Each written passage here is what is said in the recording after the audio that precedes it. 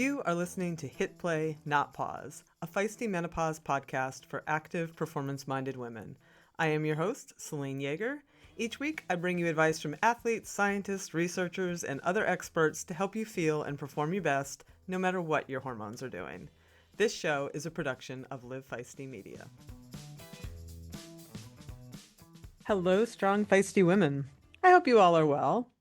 So, one of the things I hear very, very often when women hit the menopause transition is that she'll tell me she never quite knows which body will show up on any given day. She's got unpredictable cycles, sleepless nights, mood swings, body composition changes, and performance that mirrors it all. So I was pretty stoked to sit down with this week's guest, run and strength coach Becky Croft, who through her own training, as well as her work as a coach, has found that you can indeed still get stronger and faster, but it won't come from constantly pushing through or grinding it out. It takes smart planning and a different kind of periodization and recovery plan that respects your shifting hormones and the cumulative stress that comes from this time of life. And we dive into all of it: hormones, nutrition, hydration, strength, load management, programming, and much more. Becky also opens up about her struggles with endometriosis, surgical menopause, and how younger women in menopause can really feel left out of the conversation. And that's something I've heard a lot, and we really do need to be mindful of and need to make some changes for. Becky is a game changers coach and mentor. She holds certifications as a RRCA run coach, Girls Gone Strong menopause strength coach, and Chi running and walking instructor. She is also the founder of Hustle, Run, Thrive, where she helps runners of all ages and stages push performance boundaries without abandoning their bodies. You can follow her work on Instagram at Coach Croft or at her website, and I'll link all that in the show notes to make it easy to find. Before we get to it, I wanted to just give a little more information about some of the topics we cover early in the conversation here. As I mentioned, Becky struggled with endometriosis, which is a condition where the cells, or I should say cells similar to the lining of the uterus, grow outside of the uterus. And it can be really miserable with pelvic pain and heavy bleeding. And over time, this tissue can form adhesions, which can fuse organs together, which Becky had happened to her. And it sounds really, really awful. She also talks about taking Lupron for this, which is used to ultimately reduce the production of sex hormones and slow the growth of cancers and other conditions that are hormonally sensitive, like endometriosis. But as you might imagine, any sort of drug like this will also come with potentially miserable side effects, which she also had. So we talk about all of that, and we also talk about how she discovered that some of the struggles that she was having at one point with motivation were actually rooted in hormonal changes, specifically her levels or what was happening with her E2 or estradiol, which influences brain circuits involving dopamine, which is a key neurotransmitter for motivation and reward. So we covered a ton of ground in this one, and I hope you enjoy it as much as I did. Before we get to it, as always, give us a follow at Feisty Menopause on Instagram and Facebook. Check us out on YouTube. We're at Feisty Menopause if you want to watch the show. It's pretty fun. And sign up for my free weekly Feisty 40 Plus newsletter with all the training news you can use. If you like the show, please share it with a friend or a colleague and drop 5 stars wherever you get your podcasts. It all helps the show to continue to grow. Finally, if you haven't yet, check out the deal that Wahoo is giving listeners of this show on its revolutionary new Kicker Run treadmill. They are currently offering the Kicker Run at 25% off, which is a pretty massive sale. Plus, if you use the code FEISTY, all caps, one word, FEISTY at checkout, you will also get a free Headwind Smart Band, which is valued at $300. And you can find all of that in the show notes. I have been running on mine for over a month now, and I just love it. All right, enough of me. Let's have a few words about our awesome sponsors and get on with the show.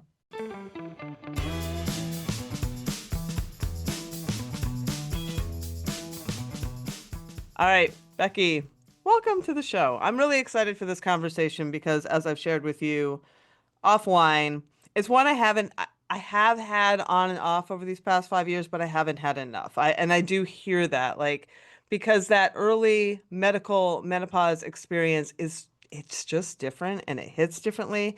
And we totally need to talk about it more because it's so incredibly isolating for the women who go through it. Yes, thank you so much for inviting me. This is definitely something I'm very passionate about because I've experienced it firsthand, and I know that I'm not alone, but I have felt alone throughout my entire journey. How old are you now? I will be 48 in September. Okay. So give us your backstory. I mean, you have it on your web page, that you've endured several surgery, temporary menopause, full hysterectomy, endometriosis. Like there's a lot of hormonal journey going on here. So sort of take us through what your experience has been there. So it's been complex. And it initially, when I got the diagnosis of endometriosis, I had been in this place for a while where things didn't feel right. I was experiencing insanely heavy bleeding. I didn't know what was going on. My goal was to come off of birth control. I was newly married, get pregnant, be a mom, go on with life, whatever. How old were you? But I was 33 whenever I got married. Okay. So, not even in that place of perimenopause yet, not on my radar at all. Yeah. And I went through a good year of testing before I kind of got to this place with my doctor where I was like, okay, we're not getting answers. So we have to figure something else out. Like, what can we do? And he agreed to an exploratory surgery, but he was really kind of reluctant about it because all of like my lab work, all of these tests, I fell into this perfectly healthy, normal range. So there was no explanation. And I was dismissed here and there. But once he did that surgery, he was like, oh, he found severe endometriosis. My appendix was actually attached to my bladder.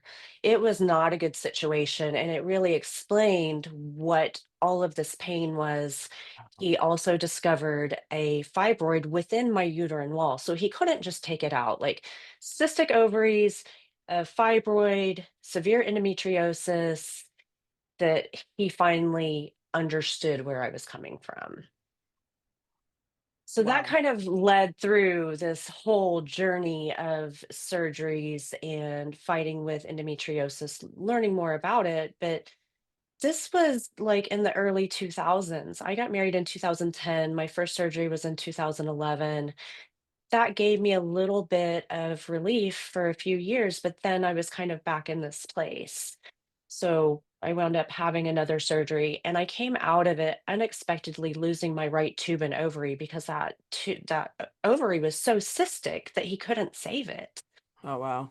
So this is like diminishing my chances of getting pregnant, being a mom. I'm really struggling with this. And I eventually get to this point where one of my friends opens up and says, "Oh, I have endo as well, and my doctor is treating it this way." And I was like, "Well, this is something I haven't heard. So talk to me more about this because I can't find any information at all out there about what I'm going through or anyone who looks like me having these experiences." And so I went to her doctor and he treated it very differently. Again had another surgery and my uterus at this point, instead of being open, was starting to kind of close because the adhesions were pulling it Mm. together. So he clipped that, he cleaned out some more endo, and then afterwards, he put me through temporary menopause. And How? what, Like medically? yeah, medically, so with Lupron. And I didn't know anything about Lupron at that point. I was not informed of what it was. I was just told this is going to suppress your hormones, hopefully give us a window of opportunity after you come out of it to get pregnant. And then, oh, pregnancy is just going to cure your endo. But come to find out, Lupron is a cancer drug for men. So it really wasn't doing what he said it was going to do. And when I came out of 6 months of being on Lupron and things just were getting rapidly worse, I asked for a hysterectomy because at that point I had already lost half of my reproductive organs and I was losing hope that I was going to be able to get pregnant. And I was just absolutely miserable. What were This you wasn't experiencing? really, really heavy bleeding, pain, and I had never been the woman that struggled with cramps or anything really debilitating when it came to my period all my life. But it was getting to that point where I was like, I don't know that I can go to work today because I can't get off the couch or I can't leave the bathroom long enough and changing tampons every 30 minutes. So, but I was also running through this at that point, racing half marathons every weekend, using running as kind of my therapy at that point, and just really struggling. So I asked him for the hysterectomy and he literally laughed at my in my face and said, "I can't put a uterus back in if I take it out. And I know this is what you think you want, but you're going to change your mind one day." And I'm like, "Change my mind about what? This is not just me saying I don't want kids. This is me saying I want kids, but that's not going to happen. And I can't keep living like this." And at that point, I was 38. Oof. So I had just basically given up and I went back to my previous doctor and explained what all I had been through. And he's like, "Yeah, you've been through enough, but I'm not doing surgery. Someone in my office is." And he referred me to her and she agreed to, yes, let's do it. Wow. Okay, so then so did they leave your other ovary or no? We had that conversation in my consult about surgery. She asked if I wanted to leave it. And I said, "Well, I mean, it's not going to do anything, right? And at some point, I'm going to have to take it out or it's just going to stop working." She said, "Yeah." I said, "Then it's going to. We are not visiting this anymore. I've had enough." I had had 3 laparoscopic surgeries. They just got progressively worse. My quality of life kept declining throughout that process. I was like, we're shutting it down here. We're done." Yeah, yeah. Um, and then what does that look like? Because then you are plunged straight into menopause. So at that point, I was terrified of hormones because this doctor who said he couldn't put the uterus back in also just had me terrified that, like, if there was any endo left in my body and I replaced estrogen, that it was going to fuel endo and fuse my organs together. So I went an entire year and a half depleted of all hormones until I just got to the point where I was like, I can't live like this anymore. I'm not going to kill myself, but I can't. I can't go the rest of my life like this. I'm 38, 39 at that point, What was and happening? What were you experiencing with the I menopause? was anxiety, depression, gaining weight, not sleeping. I mean, like, really, really moody, like homicidal, don't get near me, irrationally. And though I had experienced some of these, hot flashes and night sweats and all the typical symptoms in temporary menopause, it was so much different in surgical menopause. Yeah. And yes, they were both like high intensity, but in different ways. Did somebody eventually give you hormones? Please say yes. Like, what was that? I was eventually led to a sports chiropractor because I gauge all of my health and fitness and just get my body through running. And I was at this point where I was open to anything and everything. So I went to this sports chiropractor who was a little bit outside the box, but working through him, getting to know him, building a relationship, I kind of was at that point where I was like, I'm just miserable. And he said, "Well, I do know this endocrinologist. I've been working with him for some stuff. Maybe he could be helpful for you." And I was like, "Okay, tell me more about him." So I went to him and I explained, I'm just completely miserable. I've got all of these symptoms going on. I'm trying to do my best to manage them naturally, but none of these things are working. And so he gave me autonomy over my process. And he was like, "I understand you're worried about estrogen, but let's get some hormones in your body. Let's see what happens." He ran my labs. Obviously, nothing was detectable. And so we started out with very conservative in the approach for estrogen and a little aggressive with testosterone, got the progesterone in there. And I was like, okay, starting to see some changes here. Some are great, some are not. Voice started changing Mm. and, some hair growth, things like that, which we would expect with high testosterone. But at that point, I was learning more and more and more on my own about being in surgical menopause. And so then I started realizing that the things that this doctor had told me about endometriosis were not correct. So I'm a little less leery of estrogen at that point, and I'm talking to my endocrinologist, and I was like, okay, let's shift this balance here, and then I started finding some relief. And it took a couple years to get into that place where I felt like we had things in a better sync. Was the thinking that the testosterone would convert? No, it was just my fear of estrogen at that point. And No, he but he his think. yeah, Oh, okay. Because I yeah, like yeah, to go. Okay, to go higher because sometimes I hear that like somebody like, oh, the testosterone will then convert to estrogen, an estrogen in the body. So you're yeah. not. And to some degree that's true, but not in that quantity. Yeah. So are you still on all three? Are you still on all three hormones? Yes. Yes. Yes. And fortunately, he did explain to me the risks of heart disease because I was so young. And if I went the rest of my life without replacing anything, like, I mean, yeah, we have fears of breast cancer out there, which are unfounded or misrepresented, let's Right. say. But do you want to die of heart disease? And I was like, no, I do Especially young. not. Yeah, Yeah. medical. So my question to him was like, how long do I need to be or have to be, can be on HRT? And he said, as long as you want to feel good.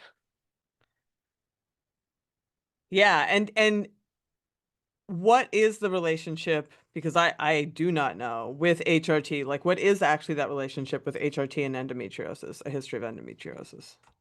The belief was that hormones or estrogen specifically would fuel endometriosis, but that is not true. They're still figuring it out because endo is a full body disease. It's not contained to the uterine area, but they still don't understand it. So, me going through this from like 2011 to 2016, it wasn't understood.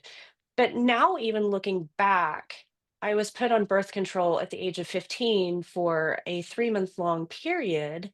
And they were just like, oh, we don't know what's going on. Let's put you on birth control to control your period. So, that I think actually was probably endometriosis because there were some other Right. random little symptoms there.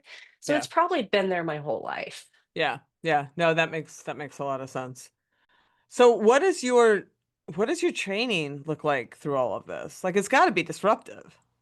Oh, for sure. So I started running in 2007, and it didn't take off really initially very seriously, but it took me a couple years to get there. So 2009, it started ramping up more, and I started with the Couch to 5K app to lose a little bit of weight. I love looking that. back, looking back, I didn't have that much to lose, but I was uncomfortable in my body. And I can now see that running became the vehicle that kept me moving through all of this eventually. But as in like 2013, I ran my first half marathon. And so 2013 to 2016, I'm playing around with half marathons. I want to go sub two. I'm training, I'm learning how to train. And I can get away with a lot more at that point because I still have some of my own hormones. But post hysterectomy, that looks very different. And I noticed it when I was out doing my track workouts. Like I would start in a speed rep, and within 100 meters, I would go from 100% energy to like 10% energy. And it was drastic. And I was like, this is wild. Now, some of that is like I'm just learning how to incorporate speed work and find pacing and things like that. But I knew that the energy, the way that it was depleting, wasn't normal. And so I had to kind of piece together how to train properly in a menopausal body on my own. Because in 2016, we didn't have access to a lot of great resources. Everything Fact. led everything led me back to the Hister Sisters website, and if you've ever visited it, I haven't. oh my gosh, it's all just little old ladies, with blue hair with their little fan, and yeah, you can go jog after your hysterectomy and get some movement in. And I was like, no, I want to Boston qualify.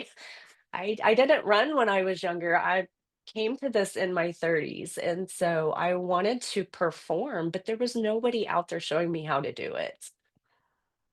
Where did you eventually figure it out, and what did you learn? What did you apply? I started working with a coach in 2017. So coming out of the hysterectomy, finding a group to run with, finding some support, getting into that groove was helpful to some degree, but working with a coach taught me more about proper, training, polarization, periodization, things like that. But even then, she was working with sub elite athletes. And here I am in surgical menopause training for my first marathon. And the things that she applied to me worked until they didn't work. Yeah. And she didn't know anything about surgical menopause, and she wasn't researching it from my understanding as well. So I worked with her for a few years. She got me to the point where she could. And then I had to start taking things from like Stacy Sims and tweaking them to find what worked for me. Because if we look at some of the information now that we have from Sims or anybody else, there's a lot of emphasis on strength training and hit and sit and pulling back and some of our endurance. And I'm very much the athlete and the woman that's like, oh, don't tell me how to live my life. I'll show you how I can make this work. But that approach is what got me to the point of learning how to progressively overload properly, how to periodize my cycles so that I could still go long, but I wasn't going longer and longer and longer all the time. Yeah. And adjusting my nutrition, working with a nutrition coach, incorporating strength training more consistently, properly, following a program, and eventually I went from running, 4.5, 5 hour marathons to running sub 4. Oh, that's a So that's a big improvement. yeah, so taking all of these things and tweaking them slightly gave me what I needed. And I'm able to do this injury free, getting stronger and faster as a menopausal athlete who was menopausal before she was masters. Right. So it's taken a lot of curiosity and experimentation to get there. What does your strength training look like? It's dependent on Mhm. where I'm at in a goal cycle. Like right now, I'm working on a half marathon. So I'm currently lifting 3 days a week. One day is upper body core only, and then 2 days of full body, but I'm going heavier. I am doing, less reps, heavier Yeah. lifting for me. Yeah. But I understand how to tweak that because I am a certified coach and I've had the training to go with that. Yeah. And then how would you describe how you approach your running endurance training? I mean, I understand periodization, but are you more, uh, do you tend to be more polarized, or is it a sort of a sweet spot? Like, if you could define it, what would you define it as? I have found my own sweet spots. For me, my weeks are polarized. So, for example, like Monday, I do a short, easy run. Tuesday, speed work. I'll do or upper body on that day. I'll do full body strength the next day. I'll do like a medium distance, easy run. I'll have a rest day. I'll do either a long run or a long run workout, and then I'll have full body strength again. So my hard days are hard, easy days are easy. But I also take and tweak my training cycles as well. So, like right now, I'm in a 12-week cycle for a half marathon. I will take a week of deload, probably modified because I can handle it at this point. And then I will go into a 12-week cycle of marathon training. But coming out of that marathon, I will take a full 2-week deload and I will either go down into 5K training, 10K training, just maintenance or whatever until I figure out what my next goal is. And then I will strategically work towards that again. Yeah. And is that how you would say that you work with the athletes you train now? Do you train a lot of women in this demographic? I train a lot of women who are in perimenopause. I have some that are in surgical menopause. I have men who are master's level. My athletes are all over the board and they're either run walking a 5K or they're running 100 miles. Mm, So I've got road athletes, trail athletes, and to some degree, I pull some of that in there, but I don't train all of them exactly the same. They have different goals. They have different experiences, and I honor their lived experiences and what they want out of training. But I am able to help them find a little more recovery time by structuring their weeks a little different. Maybe I give them a 10-day cycle rather than 7, so that they have the energy to keep going and running for years to come. yeah, I think that's interesting and something that do you find that I'm interested in the 10-day cycle because I do think there's something there. I just think it's so hard to implement for some people because we're so locked into thinking of the 7-day week because that's our work week, right? Yeah. And that's the thing. Some of them who have flexible schedules can do that, and some of them cannot. And I understand that. So Yeah. maybe I give them some time on feet. And I mix up distance-based runs, time-based runs, and even in the distance runs, I'll give them sometimes miles, I'll give them kilometers. It keeps their brains working and they never really know where they should be, but I know where they should be. So maybe I give them a 2-hour run that's going to get them to 12 miles or 10 miles. But I know that I want them in that range, and that gives them some grace if they don't sleep well, if they're not fueling well, hydrating well, if they're really stressed. They have a lot of other things going on that, okay, just go out there for 2 hours. That's all it takes. Yeah. And so, if they have the ability to do more of a 10-day cycle, I can implement that into their schedule. If they can't, then I kind of alter their long runs so they get more recovery time. Yeah. Do you ever do two-a-days? I'm just curious because I know people are doing that now and I just don't know how it falls with this demographic. Not often because it can place more stress on them now, but it depends. If they are going for an ultra, I will give them back to backs. Like, okay, on Friday, you're going to run for an hour and a half. On Saturday, you're going to run 25 miles. Yeah. But again, that's dependent on their schedule, their preferences, their lifestyle. I would rather increase their cumulative fatigue through back to backs than 2-a-days. Yeah. Yeah.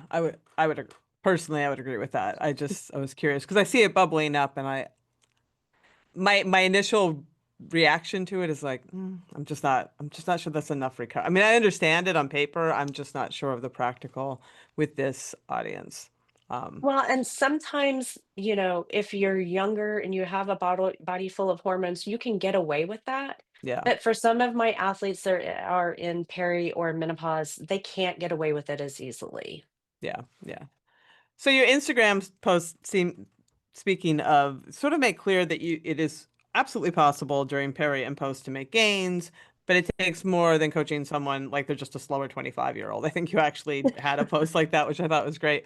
So understanding the coaching is deeply individualized, as we've been talking about. I imagine there have to be some fundamentals that have bubbled up to the surface in this group of women that you coach. What do you think are some of the fundamentals that help them reach those goals? Yes. So some of the things that I've already touched on are the polarization, progressive overload. We kind of build them up, we pull them back, we build them up, we pull them back. That way they're getting enough recovery time in there.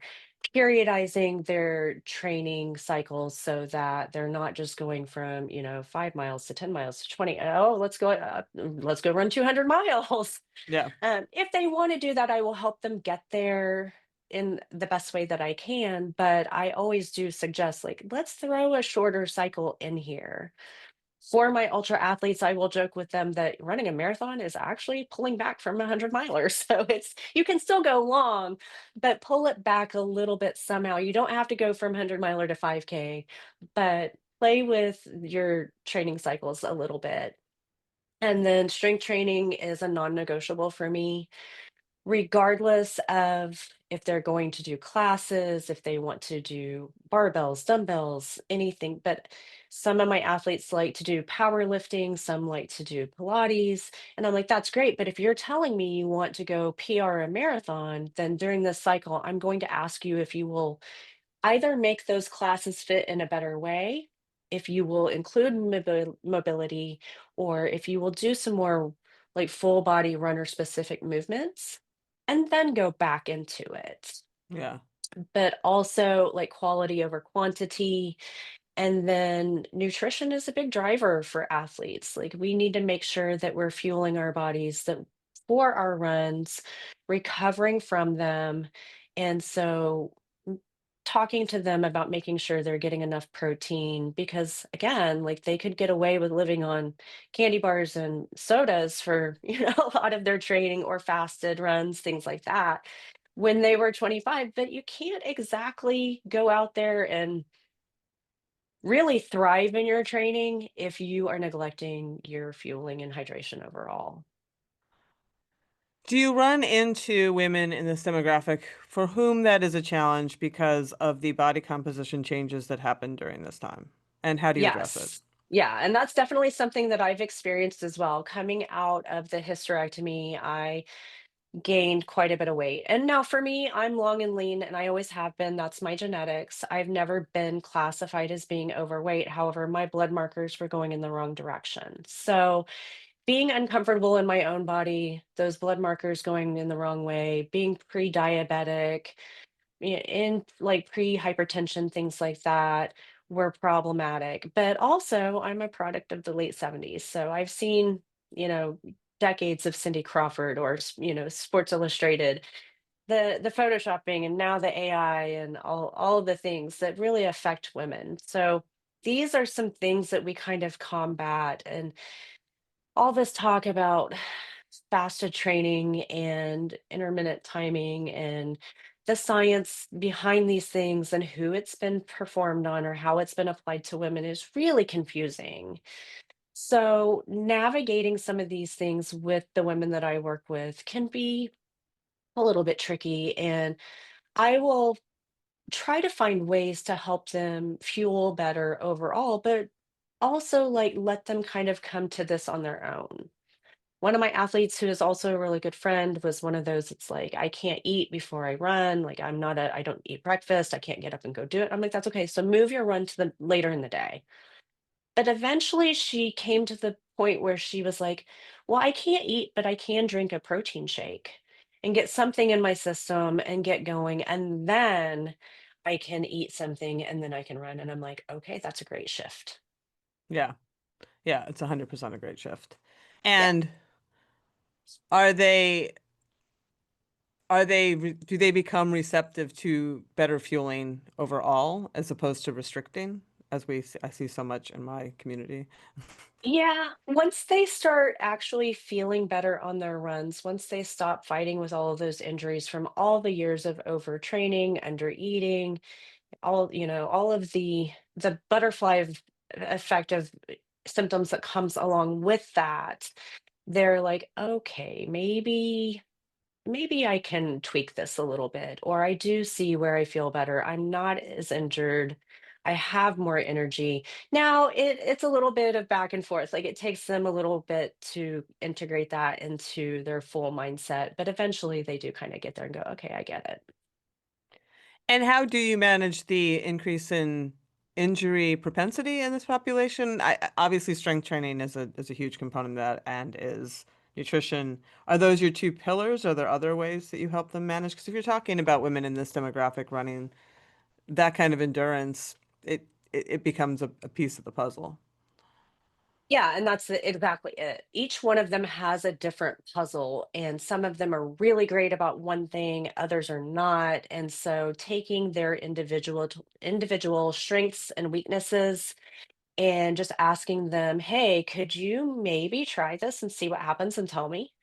Um, but my big pillars are definitely sleep, nutrition, hydration, strength training, and then I take care of their training. So I know that it's moving in the right place for them. So I take that out of their big picture so they don't have to stress about that. And just removing that, the mental fatigue that comes with, what do I do today? I don't feel motivated. I'm not feeling this. I don't want to go do it. If they know that I'm on the other end of their calendar watching, they're gonna be like, but coach is there and she's going to ask me why I didn't show up for 3 days in a row. Yeah. So you're also certified in chi running. Yes. What is that? So chi running takes the biomechanics and the efficiency of like elite level runners, and it combines it with principles from Tai Chi and yoga, and it turns it into more like running is more of a practice at that point. Running more efficiently, you can still go out there and make gains, but you can also, on those hard days whenever nothing's coming together, you can start to kind of check in on your body. Did I sleep? Did I eat? Did I do legs yesterday? You can be more aware of all those factors that are affecting your run, but you can also make your running form more efficient. So, this will help reduce some of those injuries as well. And I'm a big proponent of this. We don't necessarily need to change running form a whole lot in most cases, but a few small tweaks, just like in our approach to training, can make our running that much better. So Can you give me some examples?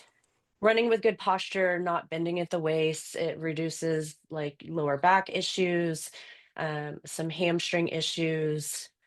People who tend to fight with runner's knee, maybe it's because they are overstriding. It's not about where your foot is like if it's you're landing midfoot or on the forefoot, heel striking, it's where your foot is landing in the gait cycle. So just making some small changes there. And also, this all ties into strength training. Both come together nicely so that if you have a stronger body, you can better control it. If you can better control your form, it's more fluid. You can glide up hills. You can have a better experience all the way around. And do you work any sort of plyometrics into a program at all? I do, and this is where I pull a little bit from Stacy Sims or Vonda Wright, and doing some. If you're terrified of box jumps or Right. something like that, we don't have to go crazy with it. You Totally don't have to fine. be, Yeah. you don't have to be jumping a 30-inch box or anything like that. A 6-inch box is fine, or just doing some pogo hops, some ghost rope, adding some plyo in because. Again, for menopausal women, we are combating like bone density changes and things like that. So, I had to have a DEXA scan before I was put on Lupron because Lupron would affect my bone density, especially if he tried to keep me on it longer than I was on it. And then I just recently had another one to make sure that I am doing all the right things in my training and applying them to myself the same way that I apply them to athletes. But I do play with some box jumps and things like that. But I also just do some low key jumps. But plyometrics can help you build power and speed in your runs as well. It's not just about bone density. So there's a lot of great reasons to do it. Yeah, it's really good. I talk to a lot of ultra runners who do it for efficiency's sake. It's just really good to keep because the type 2 fibers and the neuromuscular connections and all those other things, it's not just about muscle mass, it's about the quality of the movement and the contractibility and all of that, that putting your muscles to work in that kind of a high speed, explosive way helps maintain, where otherwise we would be losing them. Yeah, exactly. I mean, if you are only acceptable to it because it does one thing, that's fine because you're going to get other benefits Mhm. regardless. Yeah, yeah, for sure. So what do you, is your bone density fine? I meant to ask that. Yes. Okay. Yes. I'm in a really great spot. Left side is just slightly different than my right, but that's understandable because I'm right side dominant, right-handed. So, but I think about that when I'm in my training too. Okay, make sure that everything's in balance and that I am building well. So if you wanted to give a message for anyone listening who has had early surgical menopause, how would you guide them? What would you tell them to do?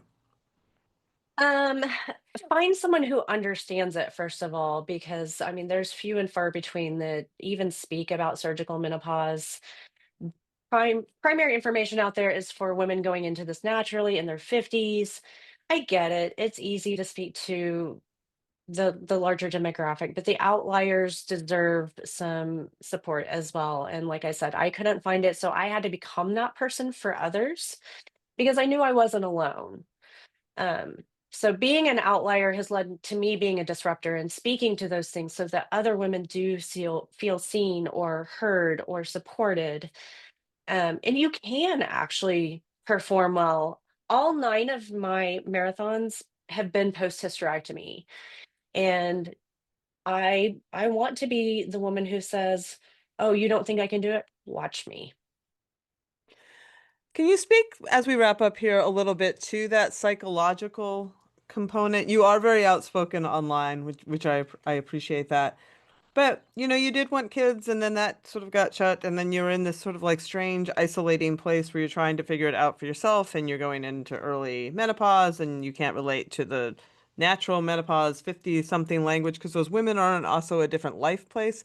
Can you speak to how you navigated that from a psychosocial personal place? It's not been easy. I'm married to an RN, so I can speak to him in labs and biology and numbers and try to get through to him. But at the end of the day, like he's a man. It took him 7 years to realize that I was castrated. So um not everybody understands it when it comes to coaches or researchers who are in their infancy and who haven't had real life experiences with these things that are not open to it. It's important to seek out those who can help you piece it together. And for me, it was eventually working with a therapist who had an emergency hysterectomy, who she couldn't have her own children. She's adopted, but she's also a runner. So she gets me on these levels, but she also gives me tools or reframes things for me and has helped me get from feeling like I was broken into realizing that I'm stronger and faster than I've ever been, and that my body could evolve. And so I think it's important that we see people doing these things or speaking about these things in a different way. Me being a disruptor means that I'm going to say things that people don't accept or don't believe because they've had different experiences. But that doesn't mean I'm out there just to do it for engagement. I'm not trying to be rude about it. I just show the nuance of it or how lived experiences have affected me or others in this stage because there's women all over the world that are going through hysterectomies at ages from 20 on up, and lots have kids, some don't. Like, we all have different experiences, but that doesn't mean that we can't look to someone and go, well, I see what they're doing, and maybe I could take that and not exactly in the same way, but apply a form of it to my life and see what happens. Looking back, would you have done anything differently?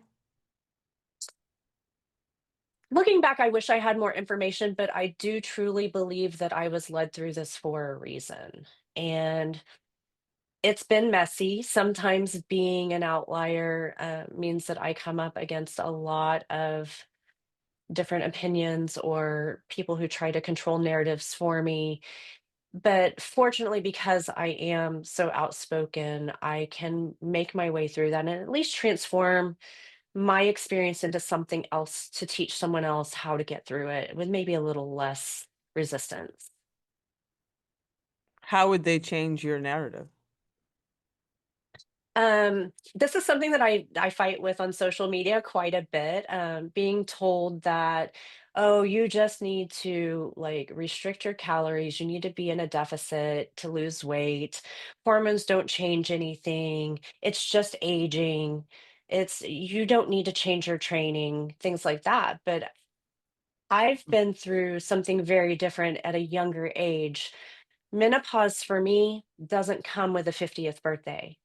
It came to me in my 30s, and I'm not the only one. I see this in your group all the time. I see it in the surgical menopause group. There are so many women out there in their 20s and 30s going through hysterectomy that may be sedentary, they may be athletes, but regardless, like they are just blindsided by menopause because we've got people out here wanting to control those narratives around, well, the research says this or the research says that. Well, that's great, but the research isn't looking at an Indigenous woman who's an athlete who went into surgical menopause in her 30s and who is trying to perform. I have yet to find me in the research. But if I say that, they just try to tell me, "Oh, it's just biology." And I'm like, "But nobody's researching BIPOC." First of all, BIPOC athletes in surgical menopause, or BIPOC in menopause at all.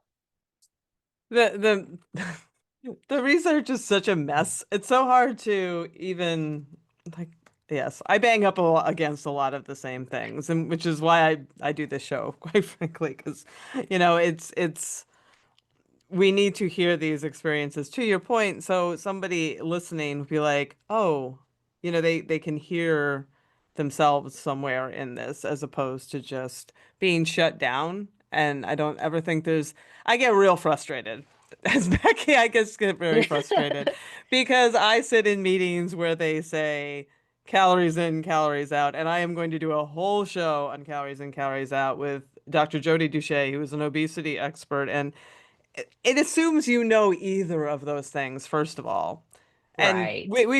that's a whole other show. It's a Yeah, whole other show. that's a whole other But monster. the simplicity and the denying what literally millions of women are telling you.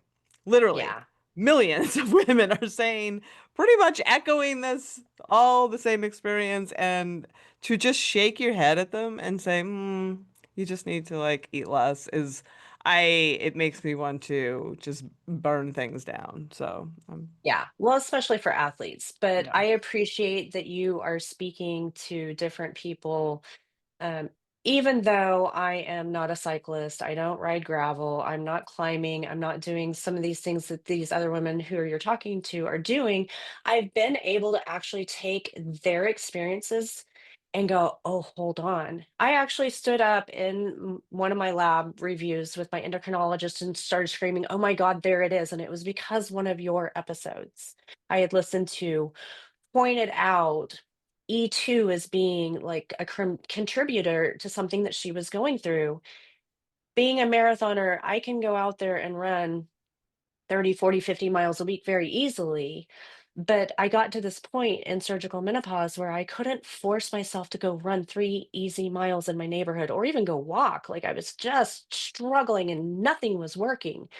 But going out on one of my runs, I listened to this episode where you talked to somebody about this, and she was like, "We found that my E2 was the problem." And I was like, my endocrinologist had wound up doing a saliva test versus a blood test, and I saw my results differently, and I started screaming, "There it is." And once he made that slight tweak to my hormones and got my E2 to progesterone or whatever in the better His balance, I was like, estradiol.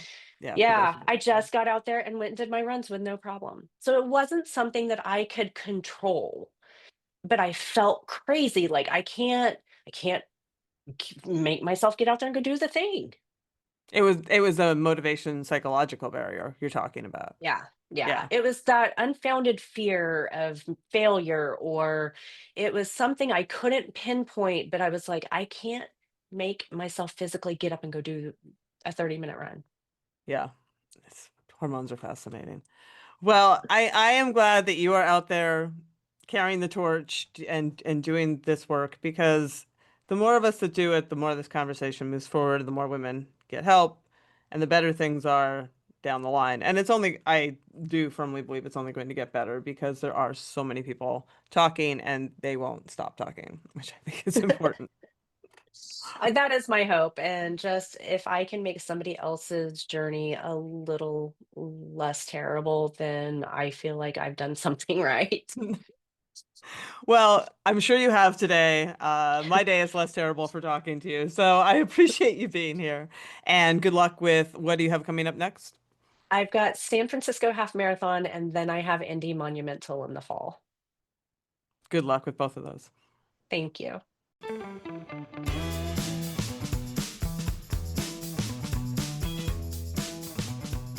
Well, that's our show. Come on back next week when I sit down with Lisa Moore, the founder of Brick House Bones and a doctor of physical therapy who is trained in bone health exercise through Bone Fit and the Institute of Clinical Excellence. We have a tremendous conversation about lifting heavy and all things bone health. So come on back for that one. And as always, stay feisty.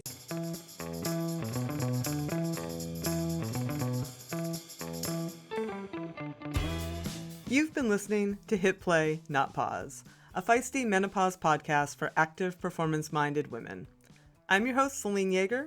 The show is edited and produced by the strong, talented, and amazing women at Live Feisty Media.